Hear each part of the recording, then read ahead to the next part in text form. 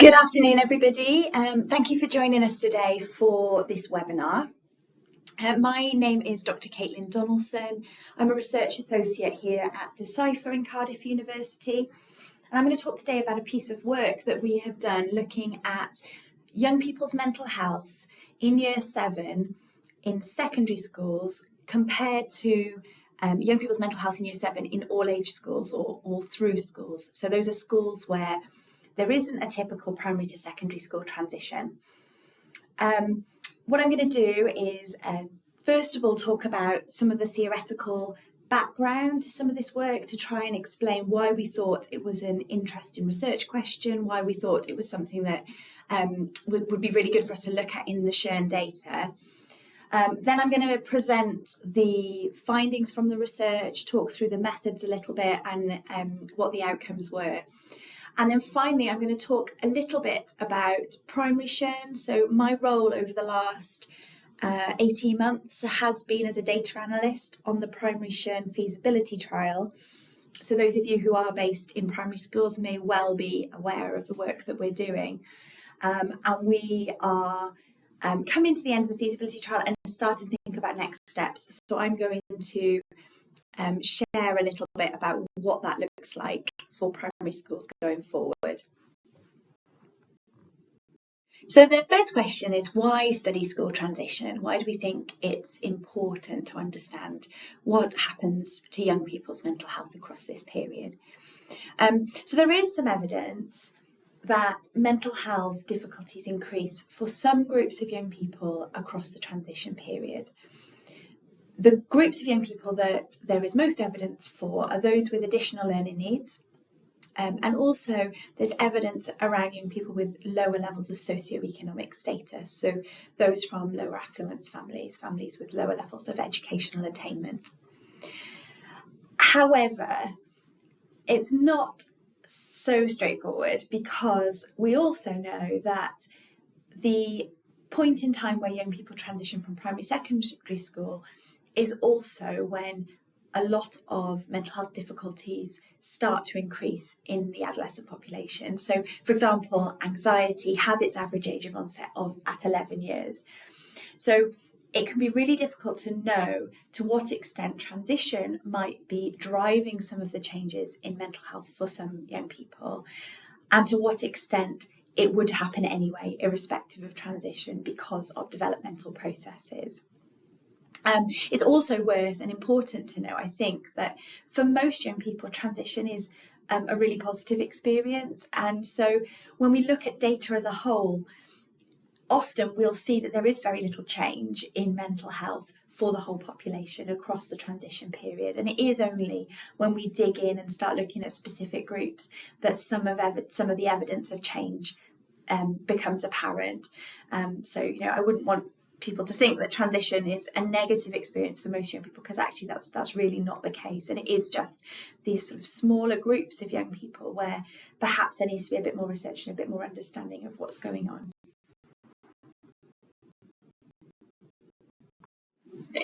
So when we think about transition, I'm going to propose that we can think of it as a little bit like the high jump.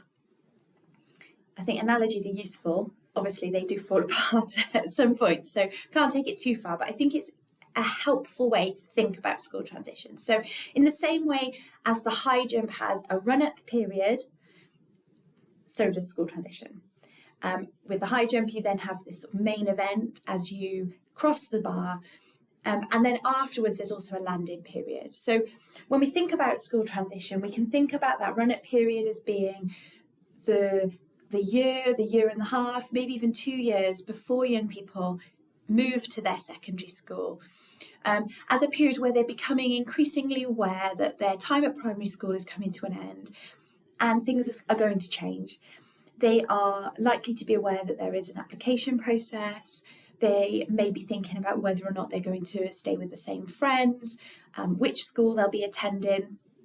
There may be transition activities going on within their primary school. They may visit the secondary school within their cluster. Teachers from the secondary school within their cluster may come and visit their school. So there'll be events going on and activities, and they're very much aware that transition is something that is going to happen to them at the end of year 6.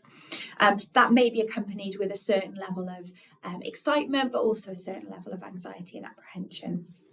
You then have the main event. You have that moment where they start their new school, and actually that's, maybe that's just the first day, and they are introduced to the new physical environment, their new teachers, start to make some new friends. But it's not a one-off event, because then you have this landing period, this process period of adaptation, where young people start to adapt to the new physical environment. They start to adapt to the new academic expectations that are placed upon them, the change to the social environment with their peers and also with their teachers.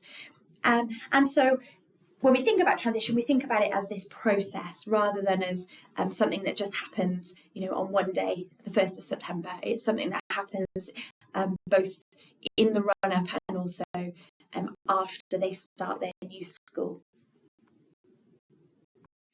However, the transition experience is not the same for all young people. And so this is illustrated here with this image of a girl stood on a number of boxes. And as you can see, she is closer to that high jump bar than she would be if she was stood on the ground. And the idea behind that is that young people have different levels of resources available to them that enable them to cope with the transition experience. Young people who have more resources can be thought of as being stood on these boxes. They're closer to the high jump bar. When they view transition, it doesn't seem quite so frightening. It doesn't seem quite such a difficult mountain to climb, because they are close to the bar. It's easier for them to traverse it. Those young people with lower levels of resources could be thought of, as being lower down. They're stood on the ground perhaps, or they're stood on one box as opposed to 3. And so young people will perceive transition and experience transition differently depending on the resources that they have available to them. The resources that we're thinking about are quite wide-ranging, but things like psychosocial resources, like social support, self-esteem, self-efficacy, which is about feeling able to accomplish tasks, to be able to do what's expected of you. And also flexible resources. So those are resources like cultural capital. So understanding the new school environment, understanding how you're supposed to behave, understanding what's expected, power resources, financial resources, and all of these resources can combine to enable a child to perceive transition as something perhaps that's less stressful, less concerning, and enable them to cope more positively with it. So as it says here, school transition provides opportunities for young people to mobilise their resources. Obviously, if you have lower levels of resources, then you have lower ability to be able to mobilise those resources in the first place.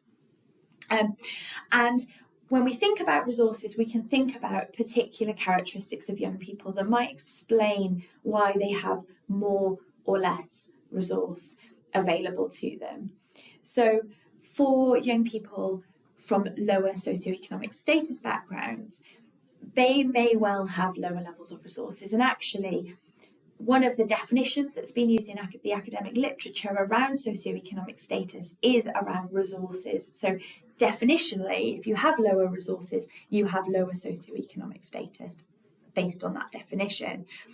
And so you can see how potentially inequality could be introduced into the transition process based on the resources available to young people.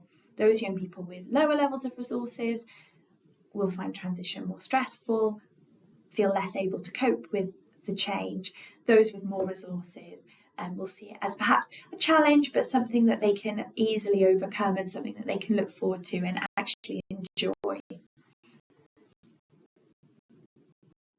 So alongside this idea that individuals have a certain level of resources and that this can lead to inequalities where students have different levels of resources, we can also think about ways in which the high jump bar might be lowered for everybody.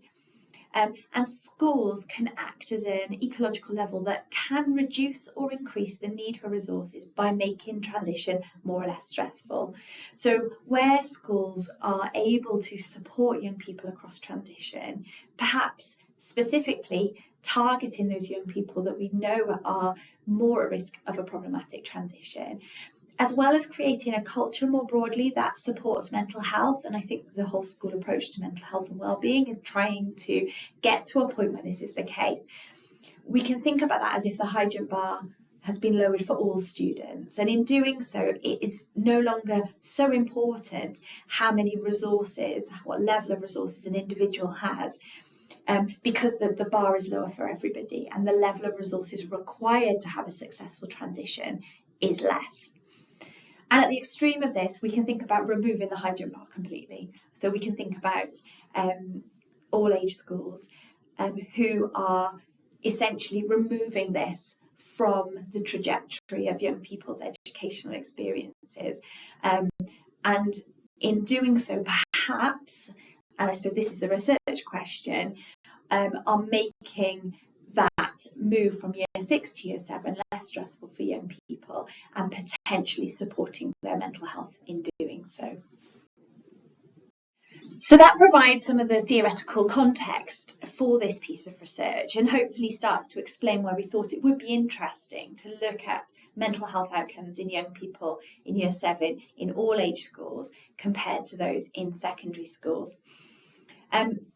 All age schools in Wales typically begin at age 3, and young people are then able to stay in the school until 16 after GCSEs, or sometimes 18 after either A-levels or other qualifications. And in Wales, we have increasing numbers of all age schools. So at the end of 2022, which is where we started this analysis, there were 27 all age schools in Wales. And so we were able to look at these all age schools and to look at the data that we had available to see whether or not there was any evidence of difference in outcomes in year 7 compared to secondary schools.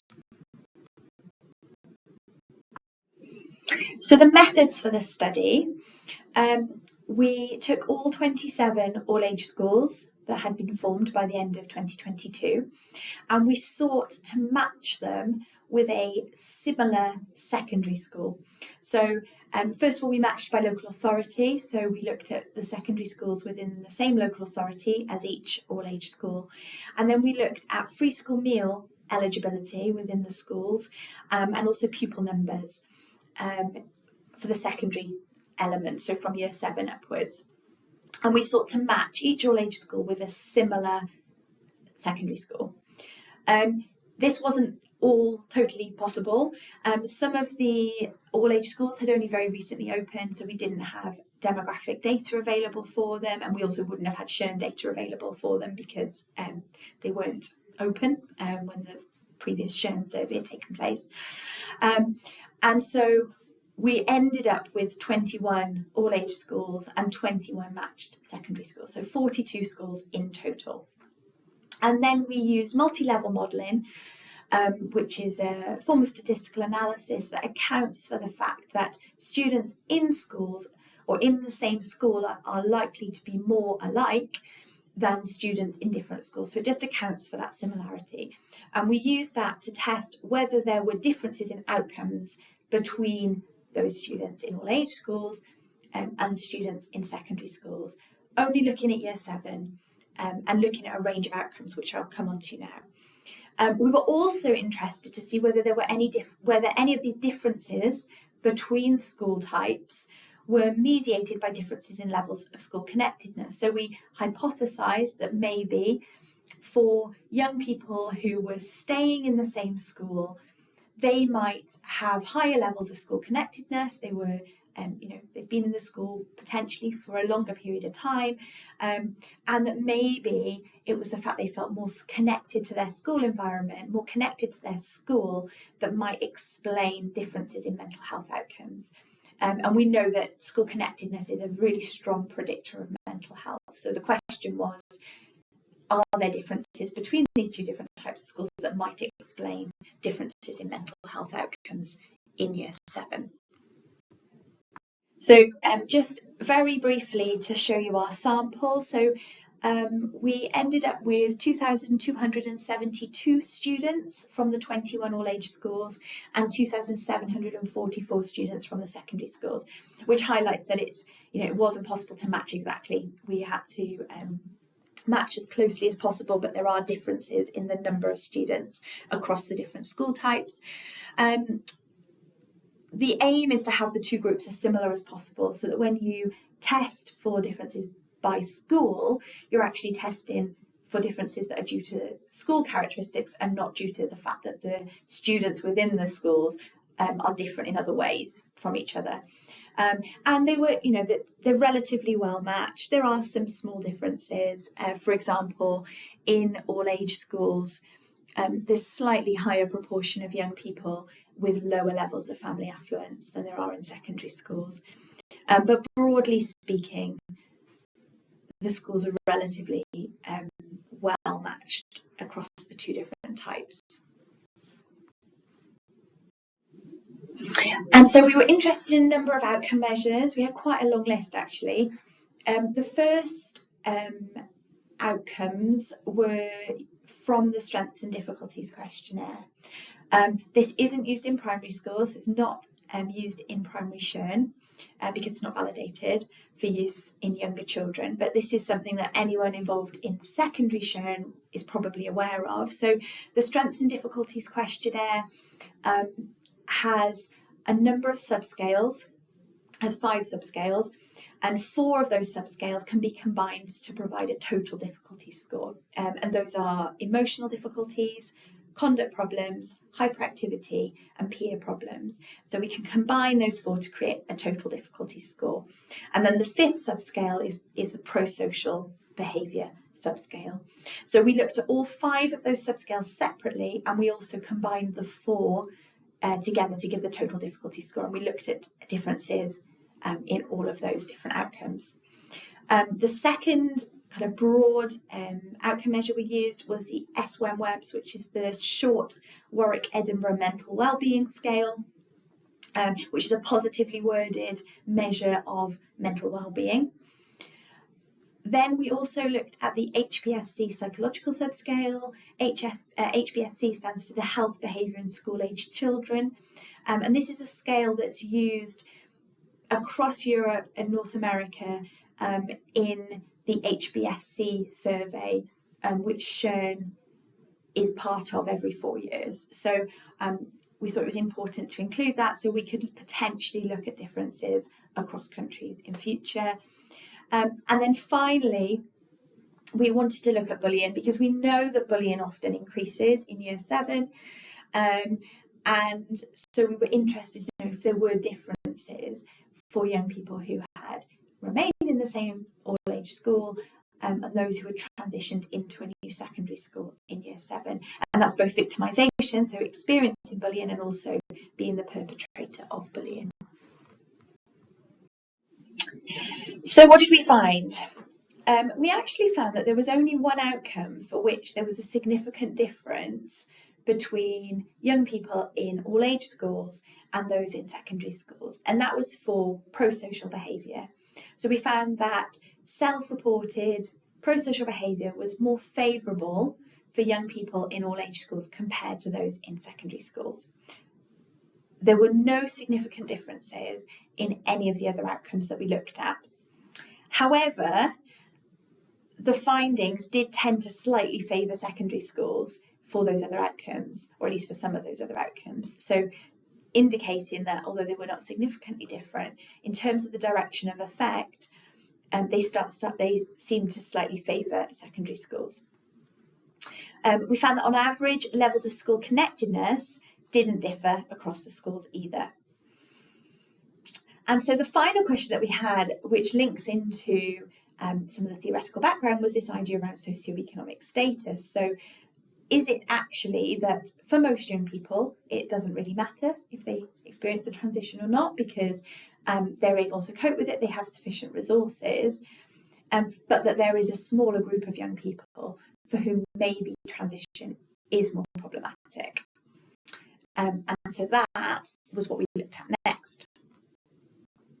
We have a look at the findings by socioeconomic status. There are some interesting trends within the data. So these two graphs here are bullying outcomes. So on the left-hand side, we have probability of being bullied by school type. So the y-axis, the vertical axis, is giving us the probability. On the right-hand side, we have probability of bullying others by school type. Along the bottom, so that's the x-axis, we have family affluence scores. So these are self-reported scores that young people answer within the Shern survey. Both the primary and the secondary school survey uses the family affluence scale. It asks questions about the number of bathrooms in a home, whether the home has a dishwasher, number of computers, number of cars and vans, and also whether the child has their own bedroom. And we combine those answers to give this kind of proxy measure for socioeconomic status.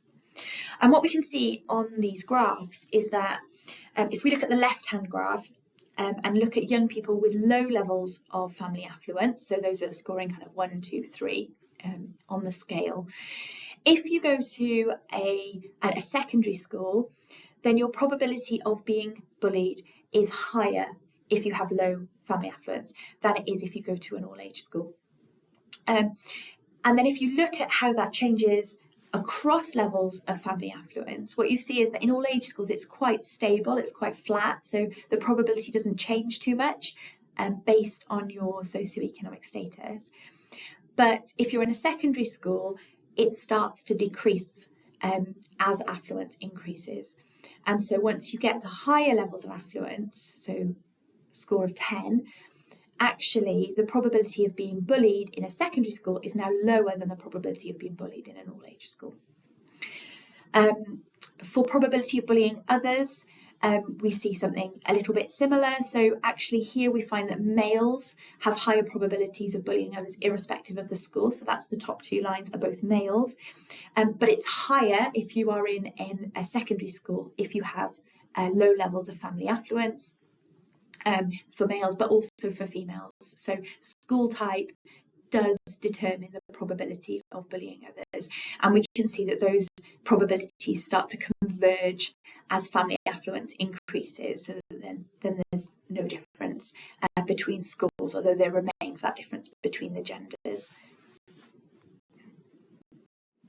And we also saw some evidence of this sort of interaction type effect for conduct and peer problems in Year 7 as well. So this now on the left-hand side on the y-axis is estimated levels of conduct problems. And what we see is that the highest levels are for those young people in secondary schools if you have low levels of affluence. And then again, you have this sort of crossing over of the lines, so that by the time you get to higher levels of affluence, actually levels are lower in secondary schools, certainly for females in secondary schools, than they are for anyone else. And for males, they're lower for males in secondary schools than for males in all age schools. So this sort of switch in which school type is likely to give higher levels of conduct problems. It very much depends on what your family affluence level is. And then we see something very similar then as well for peer problems, with this kind of at lower levels of affluence, that in secondary schools you have higher predicted levels of peer problems if you have low levels of affluence, but then that switches as you get to higher levels of affluence. So what can we conclude from this analysis? So first of all, overall, we found very little difference in mental health outcomes for young people in Year 7 in all age schools compared to those in secondary schools. And as has been presented, the only outcome where there was a significant difference was prosocial behaviour. We found no difference in average levels of school connectedness between the school types. And so while school connectedness was a significant predictor of mental health outcomes in Year 7, this was irrespective of school type. And then, as has been presented, we looked at differences by socioeconomic status. And what I should say is the interaction effects that have been shown on the graphs were not significant. So when we think about significance, we think about a p-value being less than 0.05, and the p-values were all higher than that. So the interaction effects were not significant. However, when we visualize the data, it is suggestive that there are differences by school type based on socioeconomic status. And the visualization, the graphs do suggest that if you have lower levels of socioeconomic status, avoiding transition may be protective, both for bullying outcomes and also for some mental health outcomes. So remaining in the same all-age school from year 6 into year 7 may be protective for young people with lower levels of socioeconomic status, which is what we sort of predicted would be the case based on the theory around levels of resources. So those young people are not having to transition, and therefore their level of resource is not relevant in the same way. However, we then found that actually for young people with higher levels of socioeconomic status, transition to a secondary school might be beneficial. So for them, remaining in the same all-age school may not have the same protective effect, and actually moving to a new school in year 7 may itself promote their mental health and may be associated with lower levels of bullying. And the reasons for that may be that for those young people with higher levels of resources who are able to transition successfully to a new school, transition might offer opportunities for growth and development that wouldn't be available if they remained in the same school, because they haven't had to go through that challenge, they haven't had to adapt to a new environment, and that in itself might help to promote their mental health and support them. So those are the overall conclusions from the paper. So I hope that was a helpful overview of some of the research that we've been able to do using the secondary SHRM data. If anybody would like to look at it in more depth, the paper has been published, is freely available to download online, and the reference is on my final slide, so you can make a note and you can look it up later.